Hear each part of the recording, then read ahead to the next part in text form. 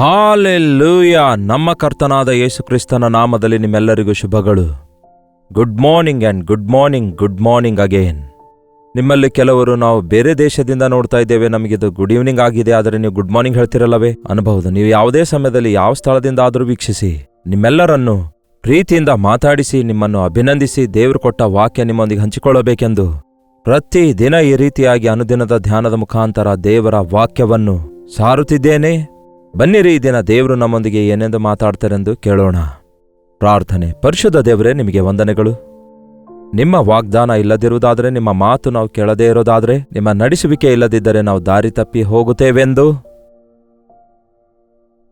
ನಾವು ಬಲಹೀನರಾಗುತ್ತೇವೆ, ನಾವು ಗುರಿಯಿಲ್ಲದವರಾಗಿ ಮಾರ್ಪಡುತ್ತೇವೆ ಎಂಬುದಾಗಿ ಗುರುತಿಸಿ ನಿಮ್ಮ ವಾಕ್ಯದ ಎಚ್ಚರಿಕೆಗೋಸ್ಕರ ಕಾದುಕೊಂಡಿದ್ದೇವೆ. ನಮ್ಮೊಂದಿಗೆ ಮಾತಾಡಿರಿ ಎಂದು ಕ್ರಿಸ್ತನ ನಾಮದಲ್ಲಿ ಬೇಡುತ್ತೇವೆ ತಂದೆಯೇ, ಆಮೇನ್.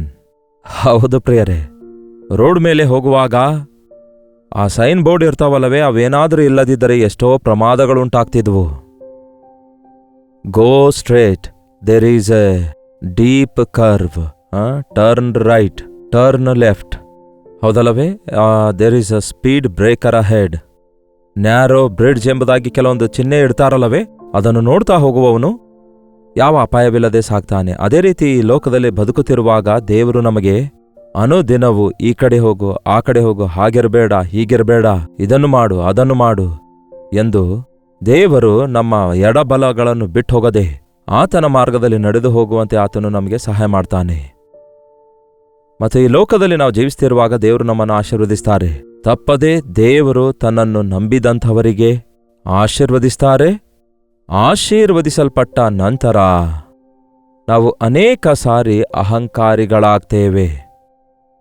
ಅದಕ್ಕೆ ಆ ಕಾಲದಲ್ಲಿ ಇಸ್ರಾಯೇಲರಿಗೆ ದೇವರು ಹೇಳಿದರು, ನೀವು ವಾಗ್ದಾನ ಭೂಮಿ ಸ್ವಾಧೀನ ಮಾಡಿಕೊಂಡು ಒಳ್ಳೊಳ್ಳೆ ಮನೆ ಕಟ್ಟಿಕೊಂಡು ನಿಮ್ಮ ಸಂಪಾದನೆ ಹೆಚ್ಚಿಸಿಕೊಂಡು ಆರೋಗ್ಯವಾಗಿ ನೀವು ಬದುಕುವಾಗ ಎಲ್ಲಾ ವಿಷಯಗಳಲ್ಲಿ ಅಭಿವೃದ್ಧಿಯಾದ ನಂತರ ನಿಮ್ಮ ಮನಸ್ಸಿನಲ್ಲಿ ಜಂಬ ಬೆಳೆಸಿಕೊಂಡು ದೇವರನ್ನು ಮರೆತು ಹೋದಿರಿ, ಜಾಗ್ರತೆ ಎಂದು ದೇವರು ಹೇಳಿದರು.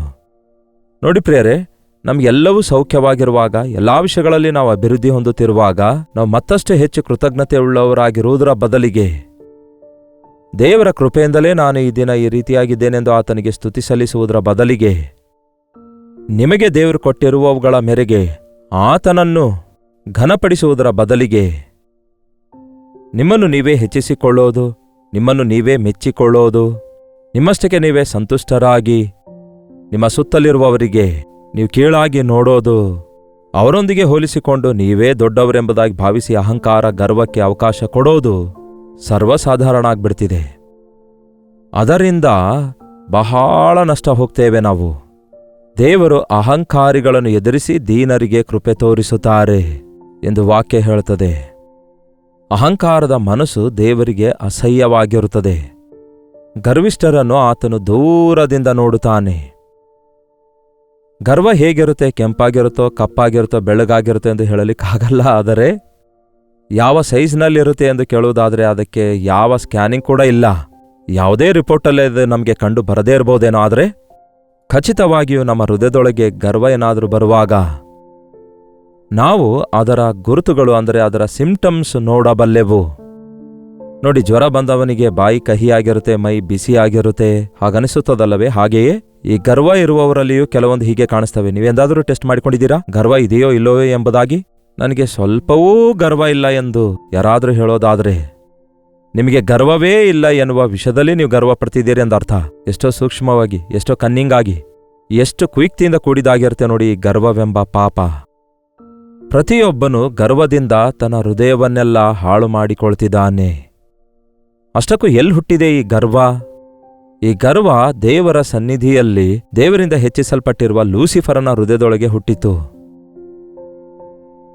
ತೇಜೋಮಯದ ನಕ್ಷತ್ರದಂತೆ ದೇವರು ಸುಂದರನಾದ ದೂತನಾಗಿ, ದೂತರನ್ನೆಲ್ಲ ನಡೆಸಬಲ್ಲಂತಹ ಆರಾಧಿಕನನ್ನಾಗಿ ದೇವರು ಅವನನ್ನು ಹೆಚ್ಚಿಸಿದಾಗ, ನಾನು ನನ್ನ ಸಿಂಹಾಸನ ಹೆಚ್ಚಿಸಿಕೊಳ್ತೇನೆ, ನಾನೂ ದೇವರಿಗೆ ಸಮಾನನಾಗುತ್ತೇನೆ, ದೂತರೆಲ್ಲರೂ ದೇವರಿಗಷ್ಟೇ ಅಲ್ಲ ನನಗೂ ಘನಪಡಿಸುತ್ತಿದ್ದಾರೆ ಎಂಬುದಾಗಿ ಆಲೋಚಿಸಿ ಅಹಂಕಾರಕ್ಕೆ ಅವಕಾಶ ಕೊಟ್ಟದ್ದರಿಂದ ಪರಲೋಕದೊಳಗಿಂದ ತಳ್ಳಿ ಹಾಕಲ್ಪಟ್ಟನು.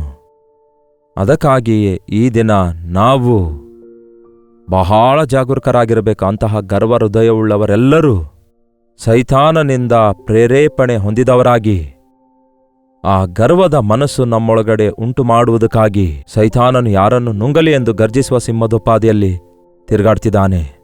ಕೆಲವರಿಗೆ ಕುಲಗರ್ವ, ಕೆಲವರಿಗೆ ಹಣದ ಗರ್ವ, ಕೆಲವರಿಗೆ ಸೌಂದರ್ಯದ ಗರ್ವ, ಕೆಲವರಿಗೆ ಬಲದ ಗರ್ವ, ಕೆಲವರಿಗೆ ಹಣದ ಗರ್ವ. ಹೀಗೆ ಒಂದೋ ಎರಡೋ ಯಾವುದಾದರೂ ನಿಮಗೆ ಹೆಚ್ಚಾಗಿರೋದಾದರೆ ಅದರ ನಿಮಿತ್ತವಾಗಿ ನೀವು ಅಹಂಕಾರಕ್ಕೆ, ಗರ್ವಕ್ಕೆ ಅವಕಾಶ ಕೊಡ್ತಿದ್ದೀರೇ ಹೊರತು ತಗ್ಗಿ ಬಗ್ಗಿ ಇರುವುದಕ್ಕಾಗಿ ಇವೆಲ್ಲ ನಾನು ದೇವರ ಕೃಪೆಯಿಂದಲೇ ಹೊಂದಿಕೊಂಡಿದ್ದೇನೆ ಎಂದು ಗುರುತಿಸಲು ಆಸೆ ಪಡುತ್ತಾ ಇಲ್ಲ.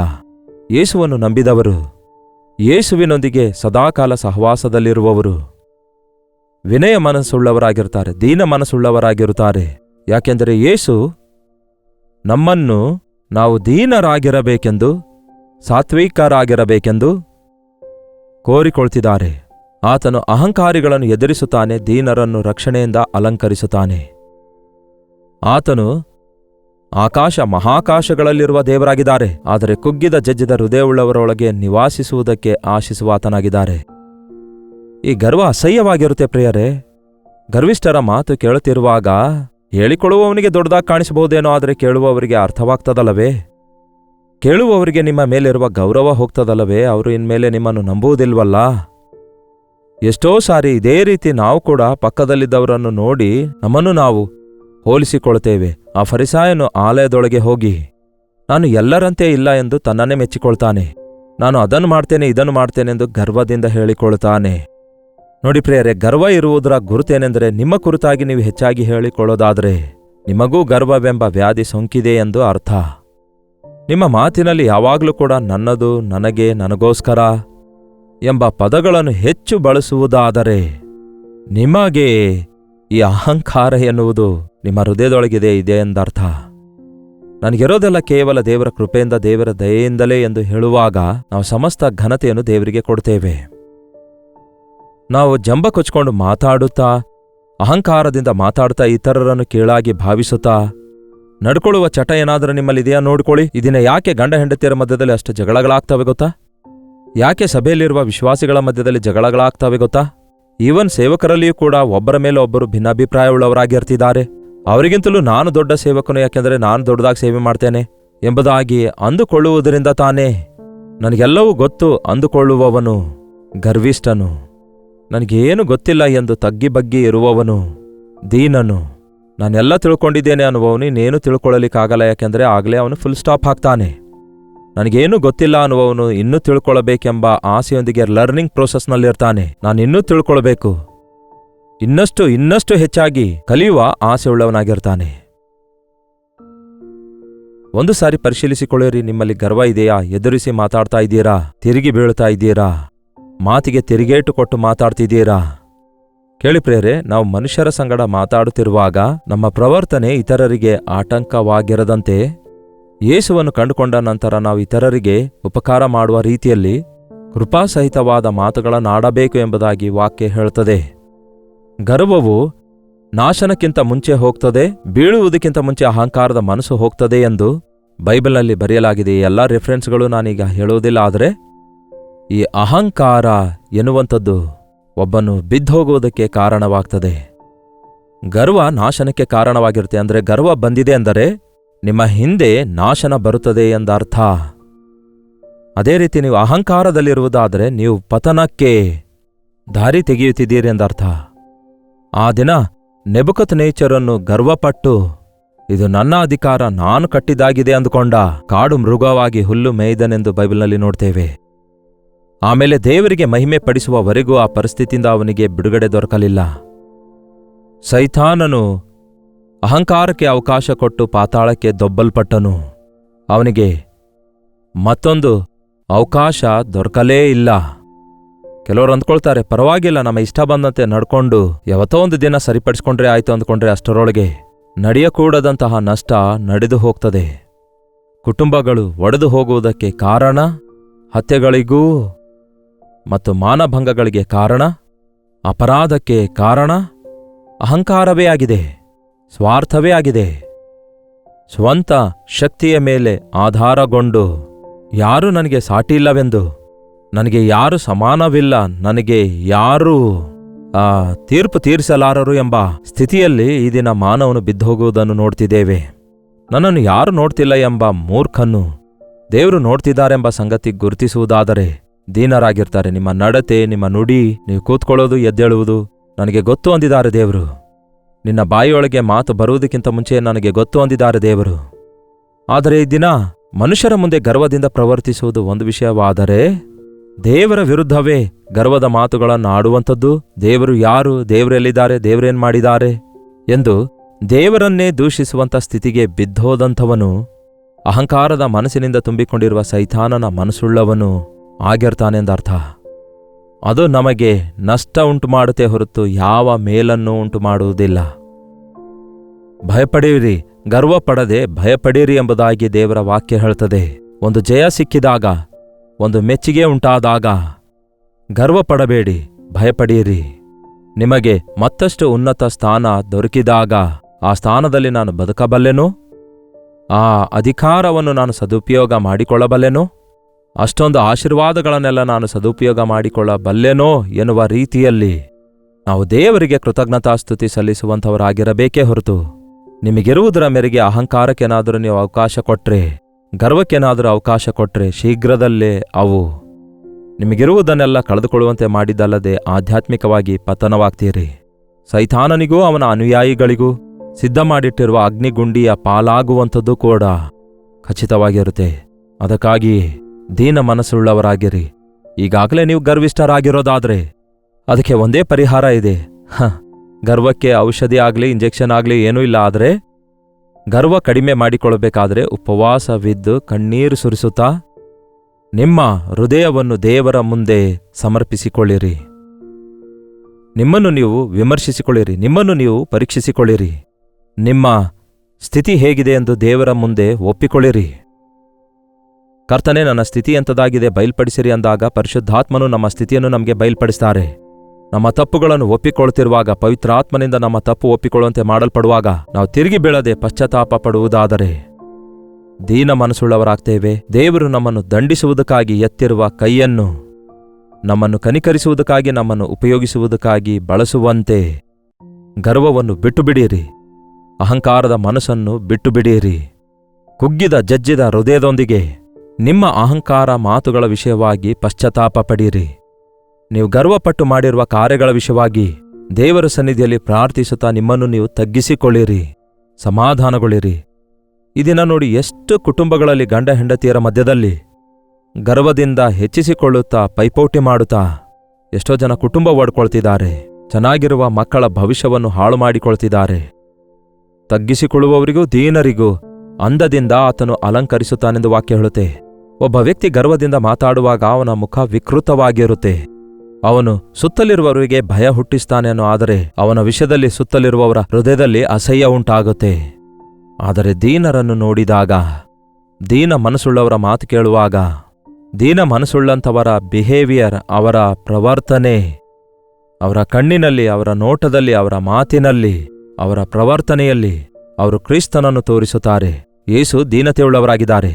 ನನ್ನ ಬಳಿಗೆ ಬಂದು ಕಲಿತುಕೊಳ್ಳಿರಿ, ನಾನು ದೀನ ಮನಸ್ಸುಳ್ಳವನೂ ಸಾತ್ವಿಕನೂ ಆಗಿದ್ದೇನೆ. ನೀವು ನನ್ನ ನೊಗವನ್ನು ಹೊತ್ತುಕೊಂಡು ನನ್ನಿಂದ ಕಲಿತುಕೊಳ್ಳಿರಿ ಅಂದಿದ್ದಾರೆ ಯೇಸು. ಯೇಸು ಕ್ರಿಸ್ತನು ಈ ಲೋಕದಲ್ಲಿದ್ದಾಗ ನಮಗೆ ಬದುಕಿ ತೋರಿಸಿದ್ದಾರೆ. ಯಾವ ರೀತಿ ತಂದೆಯನ್ನು ಘನಪಡಿಸುತ್ತಾ, ಇತರರನ್ನು ಪ್ರೀತಿಸುತ್ತಾ, ತನ್ನನ್ನು ತಾನು ತಗ್ಗಿಸಿಕೊಂಡು ಕ್ರಿಸ್ತನ ಸಾರೂಪ್ಯದಲ್ಲಿ ನಾವು ಬದುಕಬೇಕೆಂದು ನಿಮಗೂ ನನಗೂ ಮಾದರಿಯನ್ನು ಬಿಟ್ಟು ಹೋಗಿದ್ದಾರೆ. ಈ ದಿನ ಗರ್ವದಿಂದ ಕಳೆದುಕೊಂಡಿರುವ ನಿಮ್ಮ ಸಮಾಧಾನವನ್ನು, ಗರ್ವದಿಂದ ಕಳೆದುಕೊಂಡಿರುವ ನಿಮ್ಮ ಸಹವಾಸವನ್ನು, ನಿಮ್ಮ ಬಾಂಧವ್ಯಗಳನ್ನು, ಗರ್ವದಿಂದ ಕಳೆದುಕೊಂಡಿರುವ ನಿಮ್ಮ ಸಂತೋಷ ಸಮಾಧಾನಗಳನ್ನು ತಿರುಗಿ ಹೊಂದಿಕೊಳ್ಳುವ ಹಾಗೆ ಕರ್ತನ ಸನ್ನಿಧಿಯಲ್ಲಿ ಮೊಳಕಾಲೂರಿ, ಕರ್ತನೇ, ನನ್ನ ಗರ್ವದ ಹೃದಯ ನಿಮ್ಮ ಪಾದ ಸನ್ನಿಧಿಯಲ್ಲಿ ಒಡೆದು ಹಾಕ್ತೇನೆ, ನನ್ನನ್ನು ಕನಿಕರಿಸಿ ನನ್ನ ಮೇಲೆ ಕೃಪೆ ತೋರಿಸಿರಿ ಎಂಬುದಾಗಿ ಪ್ರಾರ್ಥಿಸಿರಿ. ಕರ್ತನು ನಿಮ್ಮನ್ನು ದೀನರನ್ನಾಗಿ ಮಾಡಿ ಆತನ ನಾಮಕ್ಕೆ ನಿಮ್ಮ ಮೂಲಕ ಮಹಿಮೆಯುಂಟಾಗುವಂತೆ ಆಶೀರ್ವದಿಸ್ತಾರೆ. ಪ್ರಾರ್ಥನೆ. ಪರಿಶುದ್ಧ ದೇವರೇ, ಪ್ರೀತಿಯುಳ್ಳ ತಂದೆಯೇ, ಎಷ್ಟೋ ಸಾರಿ ನಮ್ಮ ಗರ್ವದ ನಿಮಿತ್ತ ನಾವು ಜಗಳವಾಡುವಂಥದ್ದು, ನಮ್ಮ ಗರ್ವದಿಂದ ನಷ್ಟ ಹೊಂದುವಂಥದ್ದು, ನಮ್ಮ ಗರ್ವದಿಂದ ನಾಶನ ಕೋರಿಕೊಳ್ಳುವಂಥದ್ದು, ಎಷ್ಟೋ ವಿಷಯಗಳಲ್ಲಿ ನಾವು ನಷ್ಟ ಹೋಗುವಂಥದ್ದನ್ನು ನಾವು ಗಮನಿಸುತ್ತಲೇ ಬಂದಿದ್ದೇವೆ. ನಮ್ಮ ಜೀವಿತದಲ್ಲಿ ಸಮಾಧಾನ ಸಂತೋಷವಿಲ್ಲದೆ ಅಹಂಕಾರದಿಂದ ಇಷ್ಟ ಬಂದಂತೆ ಪ್ರವರ್ತಿಸುತ್ತಾ ಮನುಷ್ಯರಿಗೆ ಅಸಹ್ಯವಾಗಿಯೂ ದೇವರಿಗೆ ಬಾಧೆ ಉಂಟು ಮಾಡುವವರಾಗಿ ನಾವು ಬದುಕುತ್ತಿದ್ದೇವೆಂದು ಗ್ರಹಿಸಿಕೊಳ್ಳುವಂತೆ ಈ ದಿನ ನಿಮ್ಮ ಪವಿತ್ರಾತ್ಮನನ್ನು ದೇವರ ನಮ್ಮ ಮೇಲೆ ಸುರಿಯ ಮಾಡಿರಿ. ನಮ್ಮ ಹೃದಯ ಸ್ಥಿತಿಯನ್ನು ನಾವು ಅರಿತುಕೊಂಡು ಕುಗ್ಗಿದ ಜಜ್ಜಿದ ಹೃದಯದೊಂದಿಗೆ ಪಶ್ಚಾತ್ತಾಪ ಪಡುತ್ತಾ ನಿಮ್ಮ ಪಾದಗಳನ್ನು ಹಿಡ್ಕೊಂಡು ನಿಮ್ಮ ನಾಮದಲ್ಲಿ ನಂಬಿಕೆಟ್ಟು ನಿಮ್ಮ ರಕ್ತದಲ್ಲಿ ತೊಳೆಯಲ್ಪಡುವಂತೆ ಶುದ್ಧ ಹೃದಯ ದೀನ ಹೃದಯವುಳ್ಳವರಾಗಿ ನೀವು ನಿವಾಸಿಸುವ ಆಲಯವನ್ನಾಗಿ ನಮ್ಮ ಹೃದಯವನ್ನು ಮಾರ್ಪಡಿಸಿಕೊಳ್ಳಲು ನಮಗೆ ಸಹಾಯ ಮಾಡಿರಿ ಎಂದು ಕ್ರಿಸ್ತನ ನಾಮದಲ್ಲಿ ಬೇಡುತ್ತೇವೆ ತಂದೆಯೇ, ಆಮೇನ್. ನಮ್ಮ ತಂದೆಯಾದ ದೇವರ ಪ್ರೀತಿಯು, ಮಗನಾಗಿರುವ ಕ್ರಿಸ್ತನ ಕೃಪೆಯೂ, ಆದರಣೆಕರ್ತನಾದ ಪವಿತ್ರಾತ್ಮನ ಸಹವಾಸವು ಕೂಡಿ ಬಂದಿರುವ ನಮ್ಮೆಲ್ಲರ ಸಂಗಡ ಇಂದಿಗೂ ಸದಾಕಾಲಕ್ಕೂ ನೆಲೆಯಾಗಿರಲಿ. ಆಮೇನ್. ದೇವರಿಗೆ ಸ್ತೋತ್ರ. ನಿಮ್ಮ ಪ್ರಾರ್ಥನಾ ಮನವಿಗಳನ್ನು 8939731313 ನಂಬರ್ಗೆ ಒಂದು ಟೆಕ್ಸ್ಟ್ ಆಗಲಿ ವಾಯ್ಸ್ ಮೆಸೇಜ್ ಮುಖಾಂತರ ವಾಟ್ಸಪ್ ಕಳಿಸಿಕೊಡಿರಿ. ಒಂದು ವೇಳೆ ನಿಮಗೇನಾದರೂ ಟೆಕ್ಸ್ಟ್ ಮೆಸೇಜ್ ಕಳಿಸ್ಲಿಕ್ಕಾಗದಿದ್ರೆ ನೇರವಾಗಿ ಕೊಡಲ್ಪಟ್ಟ ಈ ನಂಬರ್ಗೆ ಕರೆ ಮಾಡಿ ನಿಮ್ಮ ಕರೆಗಳನ್ನು ಎತ್ತಿ ನಿಮಗೋಸ್ಕರ ನಾವು ಪ್ರಾರ್ಥಿಸಲು ಸದಾಕಾಲ ಸಿದ್ಧವಾಗಿದ್ದೇವೆ. ದೇವರು ತಪ್ಪದೆ ನಮ್ಮೆಲ್ಲರ ಪ್ರಾರ್ಥನೆಗಳಿಗೆ ಉತ್ತರ ಕೊಟ್ಟು ನಿಮ್ಮ ಜೀವಿತದಲ್ಲಿ ದೊಡ್ಡ ಅದ್ಭುತ ಮಾಡ್ತಾರೆಂದು ನಾವು ನಂಬುವಂಥವರಾಗಿದ್ದೇವೆ. ಒಂದು ವೇಳೆ ಇದುವರೆಗೂ ಯಾವ ಒಂದು ವಾಟ್ಸಪ್ ಮೆಸೇಜ್ ನೀವು ಕಳಿಸದೇ ಇರೋದಾದರೆ ನಿಮ್ಮ ಪ್ರಾರ್ಥನಾ ಮನವಿಯೊಂದಿಗೆ ನಿಮ್ಮ ಚಿಕ್ಕ ಪಿಕ್ಚರ್ ಕೂಡ ಕಳಿಸಿಕೊಡಿರಿ. ನಿಮ್ಮೆಲ್ಲರನ್ನು ದೇವರ ಪ್ರೀತಿಯಿಂದ ಪ್ರೀತಿಸುತ್ತಾ ನಿಮ್ಮೆಲ್ಲರ ವಿಷಯವಾಗಿ ದೇವರಿಗೆ ಲೆಕ್ಕ ಒಪ್ಪಿಸುವವರಾಗಿದ್ದೇವೆಂದು ನೆನೆಸಿ ಪ್ರತಿದಿನ ಉದಯದಲ್ಲಿ ಇಂತಹ ಅದ್ಭುತವಾದ ದೇವರು ಕೊಟ್ಟಿರುವ ಸಂದೇಶದೊಂದಿಗೆ ನಿಮ್ಮ ಮುಂದೆ ಬರುತ್ತಾ ಇದ್ದೇವೆ. ದೇವರ ವಾಕ್ಯದಿಂದ ಈ ಅಂತ್ಯಕಾಲದಲ್ಲಿ ನಾವು ಬಲಗೊಂಡಿರಬೇಕೆಂಬ ಆಸೆಯಿಂದ ಇಷ್ಟೊಂದು ಸೇವೆ ಮಾಡ್ತಿದ್ದೇವೆ. ಈ ನಮ್ಮ ಸೇವೆಗೋಸ್ಕರ ಪ್ರಾರ್ಥಿಸಿರಿ. ಏನಾದರೂ ದೇವರು ನಿಮಗೆ ಪ್ರೇರೇಪಣೆ ಕೊಡುವುದಾದರೆ ನಿಮ್ಮ ಉದಾರತೆಯ ಕಾಣಿಕೆ ಕೂಡ ಈ ಸೇವೆಗೆ ನೀವು ಕೂಡ ಕಳಿಸುವುದರ ಮೂಲಕ ಈ ಸೇವೆಯಲ್ಲಿ ಪಾಲುಗಾರರಾಗಿ, ಅದರಿಂದ ದೇವರು ನಮಗೆ ಕೊಡುವ ಆಶೀರ್ವಾದದಲ್ಲಿ ನೀವು ಪಾಲುಗಾರರಾಗಿ. ಈ ವಿಷಯದಲ್ಲಿ ಹೆಚ್ಚಿನ ವಿವರ ಬೇಕಾದರೆ QR ಕೋಡ್ ಸ್ಕ್ಯಾನ್ ಮಾಡಿರಿ. ಗೂಗಲ್ ಪೇ, ಫೋನ್ ಪೇ ಮೂಲಕ ಕೂಡ ಕಾಣಿಕೆ ಸಲ್ಲಿಸಬಹುದು. ಇನ್ನೂ ಹೆಚ್ಚಿನ ವಿವರಗಳು ಬೇಕಾಗಿರೋದಾದರೆ ಕೊಡಲ್ಪಟ್ಟಿರುವಂತಹ ನಂಬರ್ಗೆ ನೇರವಾಗಿ ಕರೆ ಮಾಡಿ ವಿವರಗಳನ್ನು ತಿಳ್ಕೊಂಡು ನಿಮ್ಮ ಉದಾರತೆಯ ಕಾಣಿಕೆ ಕಳಿಸಿಕೊಡುವ ವಿಷಯದಲ್ಲಿ ನಿಮಗೆ ವಿವರಗಳು ತಿಳಿಸಲಾಗ್ತವೆ. ನಿಮಗೋಸ್ಕರ ನಾವು ಪ್ರಾರ್ಥಿಸ್ತಿದ್ದೇವೆ. ನಮಗೋಸ್ಕರ ನೀವು ಪ್ರಾರ್ಥಿಸಿ. ನಾವೆಲ್ಲರೂ ಕರ್ತನ ಬರೋಣಕ್ಕಾಗಿ ಸಿದ್ಧರಾಗೋಣ. ಕರ್ತನ ಚಿತ್ತವಿರುವುದಾದರೆ ಮತ್ತೆ ನಾಳೆ ಇದೆ ಅನುದಿನದ ಧ್ಯಾನ ಎಂಬ ಕಾರ್ಯಕ್ರಮದಲ್ಲಿ ಮತ್ತೊಮ್ಮೆ ಭೇಟಿಯಾಗೋಣ. ಈ ದಿನ ಬುಧವಾರವಲ್ಲವೋ ನಿಮ್ಮ ಸಭೆಯಲ್ಲಿ ಮಧ್ಯವಾರದ ಪ್ರಾರ್ಥನೆ ಕೂಟ ನಡೆಯುವುದಾದರೆ ಅದರಲ್ಲಿ ತಪ್ಪದೆ ಪಾಲ್ಗೊಂಡು ಆಧ್ಯಾತ್ಮಿಕವಾಗಿ ಬಲಗೊಳ್ಳಿರಿ. ಅಲ್ಲಿಯವರೆಗೂ ದೇವರ ಮಹಾಕೃಪೆ ನಿಮ್ಮೆಲ್ಲರೊಂದಿಗಿರಲಿ.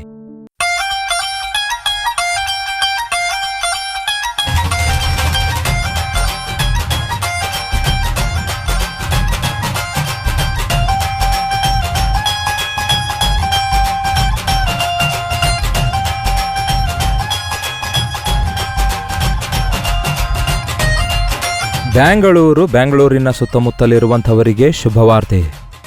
ಕರ್ತನ ಚಿತ್ತವಿರೋದಾದರೆ ಈ ಸೆಪ್ಟೆಂಬರ್ ತಿಂಗಳು 2ನೇ ತಾರೀಕಿನಂದು ಮಧ್ಯಾಹ್ನ 2 ಗಂಟೆಯಿಂದ 5 ಗಂಟೆವರೆಗೂ ಮತ್ತು ಸಂಜೆ 6 ಗಂಟೆಯಿಂದ ರಾತ್ರಿ 10 ಗಂಟೆಯವರೆಗೂ 2 ಸೆಷನ್ಸ್ಗಳಾಗಿ ಒನ್ ಡೇ ಗೆಟ್ ಟುಗೆದರ್ ಅನ್ನು ಬ್ಯಾಂಗ್ಳೂರಿನಲ್ಲಿರುವಂತಹ ನಿಮಗೋಸ್ಕರ ಮತ್ತು ಸುತ್ತಮುತ್ತಲಲ್ಲಿರುವಂತಹ ನಿಮ್ಮೆಲ್ಲರಿಗೋಸ್ಕರ ಈ ಒಂದು ಗೆಟ್ ಟುಗೆದರ್ ಏರ್ಪಡಿಸುತ್ತಿದ್ದೇವೆ. ಪ್ರತಿ ಸಾರಿ ಎಷ್ಟೋ ಸ್ಥಳಗಳಿಂದ, ಆ ಕಡೆ KGF, ಈ ಕಡೆ ಬಳ್ಳಾರಿ, ಅನಂತಪುರ, ಎಷ್ಟೋ ಸ್ಥಳಗಳಿಂದ ಬರುವವರಾಗಿದ್ರೆ ಒಂದು ಹಬ್ ಆಗಿರೋದ್ರಿಂದ ಒಂದು ಟೌನಲ್ಲಿ ಇಟ್ಟರು ಕೂಡ ಸುತ್ತಮುತ್ತಲಿನ ಹಳ್ಳಿಗಳಿಂದ, ಸುತ್ತಮುತ್ತಲಿರುವ ತೆಲುಗು ರಾಜ್ಯಗಳಿಂದ ಅನೇಕರು, ಕರ್ನಾಟಕದಿಂದಲೂ ಮತ್ತು ಅನೇಕ ಜನರು ಈ ಸೋಷಿಯಲ್ ಮೀಡಿಯಾದ ಮೂಲಕ, ಟೆಲಿವಿಷನ್ ಮೂಲಕ ಮೇಲ್ಗಳನ್ನು ಹೊಂದುತ್ತಿರುವ ನೀವೆಲ್ಲರೂ ಬರುವುದು ನಮಗೆ ಎಷ್ಟೋ ಸಂತೋಷಕರವಾಗಿದೆ. ನಿಮ್ಮೆಲ್ಲರನ್ನು ಮುಖಾಮುಖಿಯಾಗಿ ನೋಡಿ ನಿಮಗೋಸ್ಕರ ಪ್ರಾರ್ಥಿಸಬೇಕೆಂದು ಬ್ಯಾಂಗ್ಳೂರಿಗೆ ಬರ್ತಿದ್ದೇವೆ. ನೀವು ಬನ್ನಿ.